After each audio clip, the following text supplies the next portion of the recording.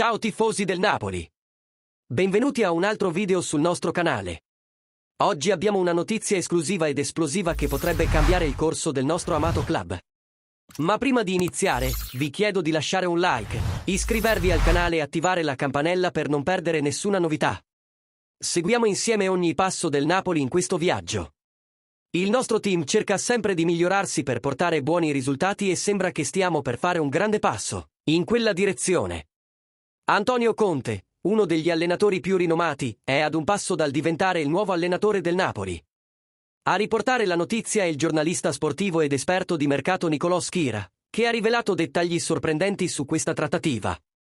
Antonio Conte, ex allenatore di Juventus e Inter, è molto vicino a prendere il comando della nostra squadra. I numeri del contratto sono impressionanti, un triennale con uno stipendio di 7 milioni di euro a stagione, più premi di risultato.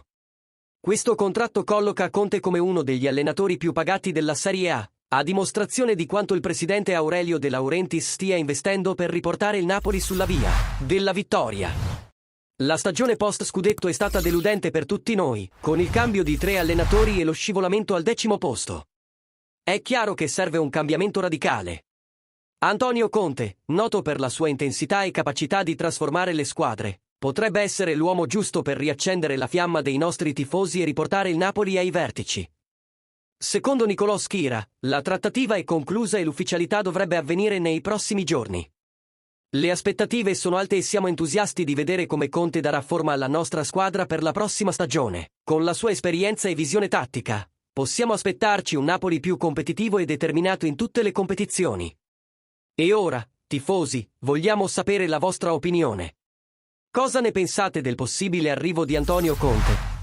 Pensate che sia la scelta giusta per guidare il nostro Napoli? Lasciate il vostro commento qui sotto e discutiamo di questa fantastica novità. Non dimenticate di mettere un like al video, iscrivervi al canale e attivare la campanella per non perdere nessuna novità sul nostro team. Forza Napoli sempre!